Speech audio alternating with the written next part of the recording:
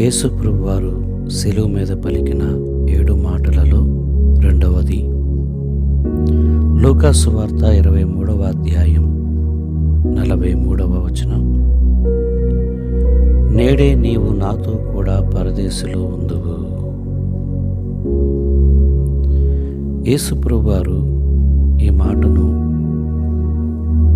తనలాగే పక్కన 2 బందిపోటు దొంగలను సిలువ వేయగా అందులో ఒక వ్యక్తితో ప్రభు ఈ మాట చెప్పారు. నేడే నీవు నాతో కూడా పరదేశులో ఉంటావు. పరదేశి అంటే ప్యారడైజ్, ప్రశాంతమైన వాతావరణం. ఈ లోక సమస్యలన్నిటి నుంచి విడుదల పొంది విమోచింపబడి నివసించే నెమ్మది గల ఒక చోటు. ఇంతకీ ఆ దొంగతో ఆయన ఎందుకు ఈ మాట చెప్పాడు? వాడికి ఎందుకు ఇంత మంచి ఆఫర్ ఇచ్చాడు? వాడేమన్నా మంచి దొంగనా? లేఖనాలను చూస్తే వాడు కూడా ఆయనను అవమానిస్తున్న వారితో కలిసి అవమానించిన వాడే. శిలువ మీద ప్రభు ఉంటుండగా అనేక మంది ఆ దారి గుండా వెళుతున్నవారు, వస్తున్నవారు, ఇంకా సైనికులు, ఇంకా అనేక మంది ఆయనను ఎలాంటి మాటలు అంటున్నారో, ఎలా అవమానించారో, ఎలా నిందించారో, ఎలా దూషించారో, ఎలా హేళన చేశారో ఇవన్నీ వీరు కూడా చూస్తూ ఉన్నారు. ఈ 2 దొంగలు. ఈ 2 దొంగలు ఆ మాటలన్నీ విని వాళ్ళు కూడా ప్రభుని దూషించిన వారిలో వీరి పాత్ర కూడా ఉంది. దీనికి స్పష్టంగా మనం ఎక్కడ చూడొచ్చు అంటే మత్తయి సువార్త 27వ అధ్యాయం 44వ వచనంలో ఆయన సిలువకు ఇరుపక్కల ఉన్న దొంగలు కూడా దూషించిరి అన్న మాటలు మనం చూస్తాం. మార్కు సువార్త 15వ అధ్యాయం 32వ వచనంలో వారిరువురు కూడా దొంగలు ఆయనను దూషించిరి అని మనం చూస్తాం. ఇంకా కొన్ని తర్జుమా గ్రంథాల్లో అయితే ఆ 2 దొంగలను కూడా ఆయనను అవమానించారు, దూషించారు అని రాయబడింది. ఈ 2 దొంగలు మంచివారు కారు. ఈ 2 దొంగలు ఎలాంటి వారంటే ప్రభుత్వం మీద తిరుగుబాటు చేసి అనేక మంది ప్రభుత్వ ఉద్యోగులను, సైనికులను చంపిన వాళ్ళు. నాకు తెలిసి 2 దొంగలు కూడా యూద జాతికి చెందిన వాళ్ళే. ఆ దినాల్లో నక్సలైట్లు లాంటి వాళ్ళు ప్రభుత్వం మీద తిరుగుబాటు చేసిన, సమాజానికి దూరంగా ఉంటూ సమాజానికి మేలు చేయాలని, సమాజంలో ఒక రాజ్యాన్ని స్థాపించడం కొరకు ప్రజల పక్షంగా దాక్కొని ఇండైరెక్ట్గా పోరాడుచున్న ఒక నక్సలిజం, ఒక నక్సలైట్స్ లాంటి ఉద్యమకారులు, పోరాట వీరులు అని చెప్పచ్చు. బరబ్బా లాంటి వాళ్ళు, బరబ్బా లాంటి బందిపోటు దొంగలు. ఎందుకంటే మరి వాళ్ళు బతకడానికి కూడా కోసం చేయాలి కాబట్టి. ఇది నా అభిప్రాయం. అయితే 2లో ఒకనికి ఎందుకు ఈ గొప్ప అవకాశం వచ్చింది? ఎలా వచ్చింది? ఒకడికే ఎందుకు వచ్చింది? ఒకడితోనే ప్రభు ఎందుకు ఈ గొప్ప అవకాశాన్ని, ఈ మాటను చెప్పాడు? నేడు నీవు నాతో కూడా పరదేశంలో ఉంటావని ఆలోచిస్తే నిజానికి కాసేపటి క్రితం 2 దొంగలు కూడా ఆయన దూషిస్తూ, అవమానిస్తూ వచ్చారు. అంతలో ఏమైందో ఏంటో ఒకడు వాగడం ఆపేశాడు, దూషించడం ఆపేశాడు. చుట్టూ చెబుతున్న వారి మాటలే కావచ్చు, ఇంకెవరి మాటలైనా కావచ్చు, మొత్తానికి వాడు ఆలోచనలో పడ్డాడు ఒకడు. అందులో ఒకడు ప్రభువుని బాగా పరిశీలించి చూసి దూషించడం మాని ఆలోచించడం మొదలుపెట్టాడు. శిలువ మీద వేలాడుతున్న యేసు క్రీస్తుని లోతుగా అర్థం చేసుకుంటూ పశ్చాత్తాపపడుతూ ఉన్నాడు. తనను తాను అసహ్యించుకుంటూ ప్రభువుకు కలిగిన అవమానాన్ని బట్టి దుఃఖిస్తూ ఉన్నాడు. వాడిలో ఈ గొప్ప మార్పు చూసిన యేసు ప్రభువారు వాడిని క్షమించి చేర్చుకోవడం వాడి జీవితంలో ఒక గొప్ప భాగ్యం. వాడి పరిస్థితి ఎలాగుందంటే చివరి క్షణాల్లో నక్కను తొక్కి స్వర్గంలోకి ప్రవేశించినట్టుగా ఉంది. ఆ గొప్ప భాగ్యాన్ని, పరదేశిన గొప్ప భాగ్యాన్ని పొందినట్టుగా మనం చూడవచ్చు. యేసు ప్రభువారు వీడిని అంతలా క్షమించడానికి ఏమిటి వాడిలో చూసిన లక్షణాలు? ఎందుకంటే ఇలాంటి ఒక సందర్భాన్ని చూసి చాలామంది ప్రభువాన్ని అపార్థం చేసుకుంటూ చెప్పే ఒక మాట ఏంటంటే, మేము ఇప్పుడే రక్షణ పొందలేండి, అప్పుడే ప్రార్థనలోకి రావులేండి, ఈ వయసులో కాకపోతే ఇంకే వయసులో ఎంజాయ్ చేస్తామండి, పర్వాలేదండి, ఆయన గురించి మాకు తెలుసండి, ఆయన చివరి క్షణాల్లోనైనా సరే క్షమించమని అడిగితే క్షమిస్తాడు, ఆ సిలువ పక్కన ఉన్న దొంగలాగా నేను కూడా చివరి క్షణాల్లో ప్రభువుని అడిగి పరలోకం వచ్చేస్తాను, ఆయన క్షమించును అని చెప్పడు కదా, ఎప్పుడు అడిగినా క్షమిస్తాడు కదా, ఈలోగా నా ఇష్టం వచ్చినట్టుగా ఆయనకి వ్యతిరేకంగా, ఆయనకి విరుద్ధంగా, ఆయనకి బాధ కలిగే విధంగా ఆయనకి ఇష్టం లేని పనులన్నీ చేసుకుంటా. ఈ యొక్క సిలువ పక్కన క్షమింపబడిన ఈ దొంగను ఇలా వాడుకుంటారు కొంతమంది. అతను పొందిన క్షమాపణను, అతడు పొందిన పరదేశిని ఏ విధంగా వాడుకొని మేము కూడా సరదాగా గడిపి టైం అయిపోయినప్పుడు చివరి క్షణాల్లో వచ్చేస్తాం అలాగా అంటారు. యేసు ప్రభు ఊరికినే వాడు అడగంగానే వాడికి పరదేశినిచ్చాడని అనుకుంటున్నారా? ఏదో వాడు కాసేపు తిడతాం మానేసి ఇక తిట్టంలే అయ్యా, ఏమనుకోవద్దు, నాకు కూడా పరలోకం ఇచ్చేసాయి, నన్ను క్షమించేసాయి పాపాలన్నీ అంటే మొహాటం కొద్దీ క్షమించేశాడని అంటారా? కాదు. పరిశీలిస్తేనే మనకి సత్యం తెలుస్తుంది. చూడండి, యేసు ప్రభు వారిని అతన్ని క్షమించడానికి, అతనికి పరదేశిని గొప్ప భాగ్యంలోకి తీసుకుని వెళ్ళడానికి 3 కారణాలు ఆ దొంగలో యేసు ప్రభు చూశాడు. మొదటిగా వాడేమంటాడంటే, అప్పటి వరకు దూషించిన వాడికి దూషించడం మాని ఆలోచించడం మొదలుపెట్టాక వాడి నోట వచ్చిన మాటలు మీరు గమనించండి. లూకా సువార్త 23వ అధ్యాయం 41వ వచనాలు వాడంటాడు, వాడు ఉద్దేశం మారిపోయిందిగా, ఆయన తన కొరకు కాదు సర్వమానవాళి కొరకు ఈ శిక్ష పొందుచున్నాడని గుర్తించాడు. పక్కనున్న దొంగతో, ఒరేయ్ నువ్వు దేవునికి భయపడవా, ఇంకా వాగుతూనే ఉన్నావు, అన్యాయంగా నువ్వు ఆయన దూషిస్తున్నావురా, నాకు అర్థమవుతుంది, నీకు ఇంకా అర్థం కావడం లేదా, చాలిక నువ్వు ఆపు, మనలాంటి వాళ్ళకి శిక్ష న్యాయమే, కానీ ఆయన ఏ పాపము చేయలేదు, ఆయనకు ఇది తగదు, మనలాంటి వారికి ఇది తగును అని చెప్తున్నాడు.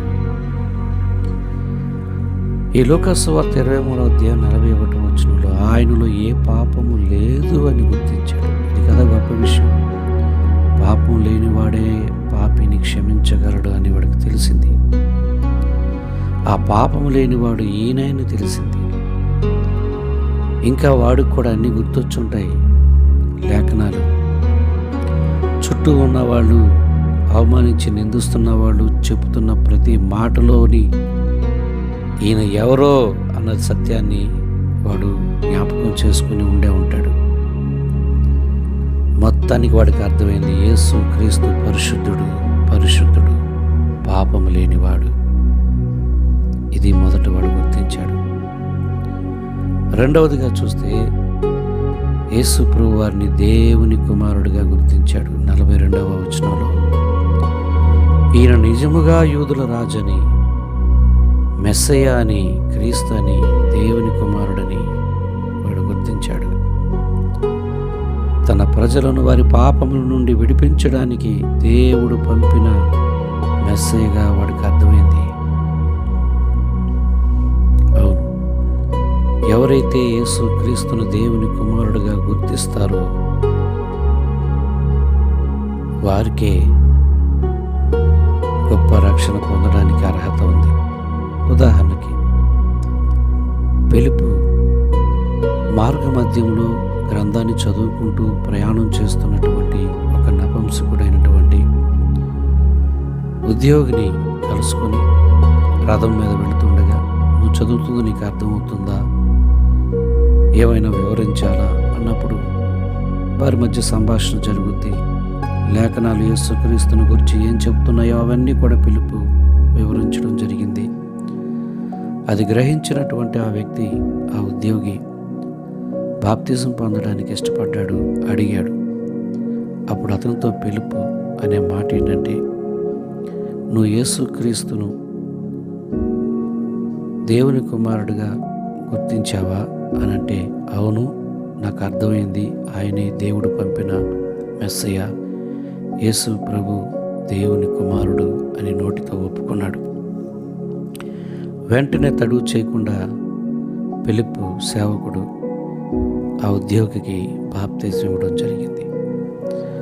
చూడండి, రక్షణ పొందడానికి ఇది ఒక అద్భుతమైనటువంటి కారణం. ఈ దొంగలో కూడా అలాంటి ఒక గుర్తింపును యేసుక్రీస్తు వారు గమనించారు. ఈయన నిజంగానే దేవుని కుమారుడు అని గుర్తించాడు వాడు. ఎందుకని? అప్పటికీ పైన ఆయన తల మీద ఒక మ్యాటర్ రాయబడింది.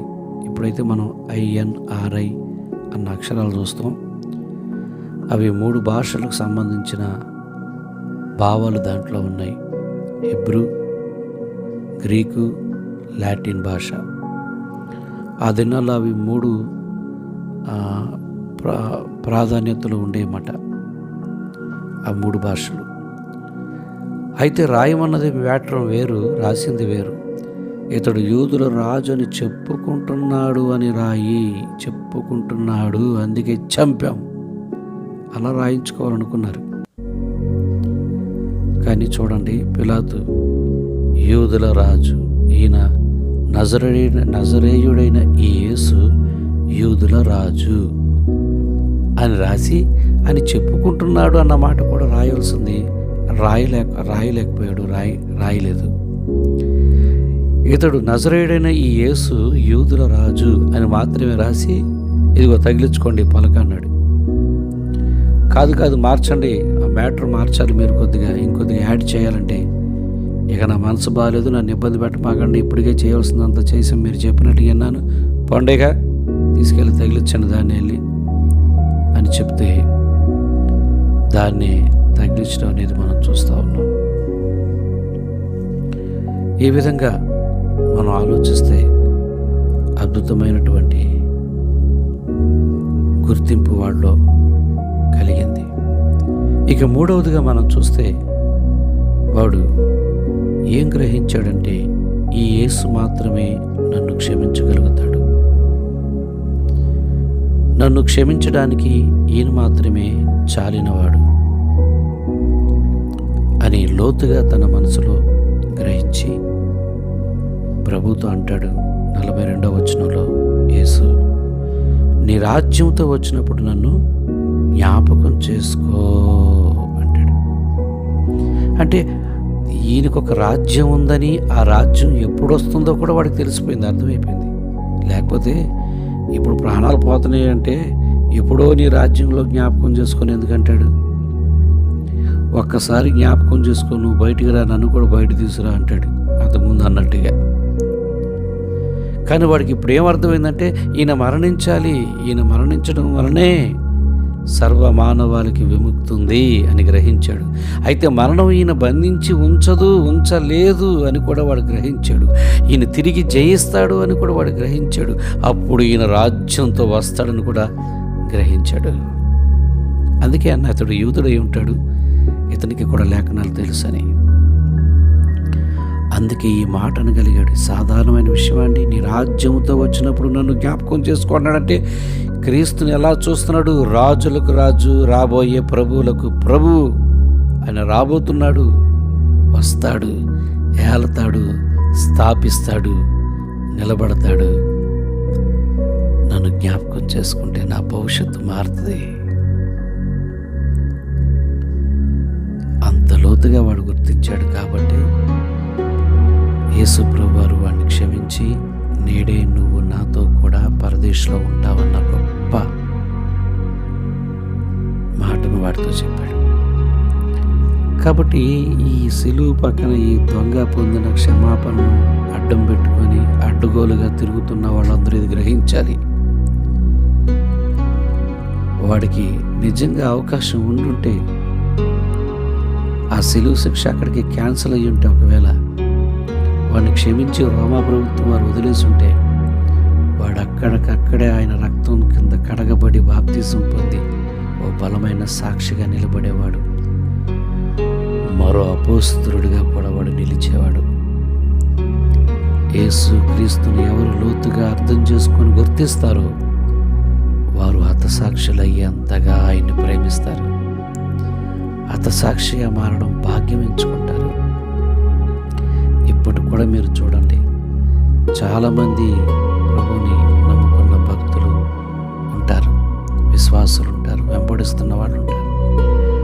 అయితే కొందరు ప్రత్యేకంగా కనపడతారు. కారణం ఏంటో తెలుసా? వారికి ఆయన బాగా అర్థమయ్యాడు. ఎంత బాగా దేవుడు మనకు అర్థమైతే అంత బాగుంటుంది మన భక్తి, అంత మారుతుంది మన భావం, అంత కలుగుతుంది మనలో మార్పు. మన జీవితమే ఒక వ్యత్యాసంగా మారిపోద్ది. అదే అనేకులలో ప్రత్యేకంగా కనపడడానికి కారణం. ఏమిటి వీళ్ళందరూ క్రైస్తవులే, వీళ్ళు ఒక రకంగా ఉన్నారు, ఏంది వీళ్ళలో కొందరు ప్రత్యేకంగా ఉన్నారేంటి, ఇంకా స్పెషల్గా ఉన్నారేంటి అంటే దానికి ఒకటే కారణం. వాళ్ళు చాలా లోతుగా ఆయన్ని తెలుసుకున్నారు, అర్థం చేసుకున్నారు. దానిని బట్టి ప్రేమించి నడుచుకుంటూ ఆయన ఆరాధిస్తున్నారు. అట్టి వారికి నిజంగా స్పెషల్ ఉంటుంది.